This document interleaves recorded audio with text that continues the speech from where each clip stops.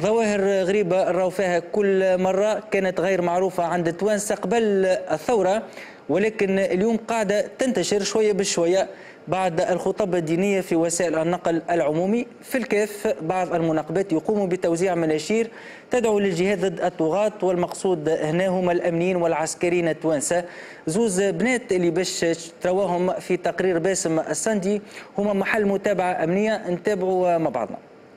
تناولت مصادر أعلامية وشهود عيان بمدينة الكاف أخبار مفادها قيام زوز فتيات مناقبات بتوزيع مناشير تحت شعار الجهاد ضد الطغاة، إلى جانب مناشير أخرى دعوية. الزوز فتيات هذوما يتنقلوا بين الفضاءات الخدماتية النسائية خاصة في المدينة العتيقة وأحوازها، ولتشتيت التركيز عليهم ظهرت مجموعات أخرى من المنقبات يتنقلوا كل زوز مع بعضهم ويقولوا إنهم يمارسوا في الدعوة ويرفضوا التواصل والتصوير مع وسائل الإعلام. هالمجموعات تدعو إلى التعبد وتدعو زاد إلى الجهاد، وما زالوا مصرين على الدعوة إلى مقاطعة قناة نسمة من خلال هالمناشير اللي يقع تعليقها على جدران الفضاءات العامة وفي الساحات العمومية. كل هذا يتزامن مع ما تشهد الجهة من استنفار أمني كبير بسبب الأحداث اللي يشهدها جبل الشعنبي، وبالتوازي مع معلومات أمنية مؤكدة عن وجود خلية إرهابية ثانية تتمركز في سلسلة جبال ورغاء. هذا بالإضافة إلى أن عدد كبير من الموقوفين في الفترة الأخيرة على خلفية قضايا تتعلق بالإرهاب هم أصيلي ولاية الكاف. وفي تعليقه على الموضوع أكد مصدر أمني بالكاف لقناة نسمة أن الموضوع تحت المتابعة حاليا.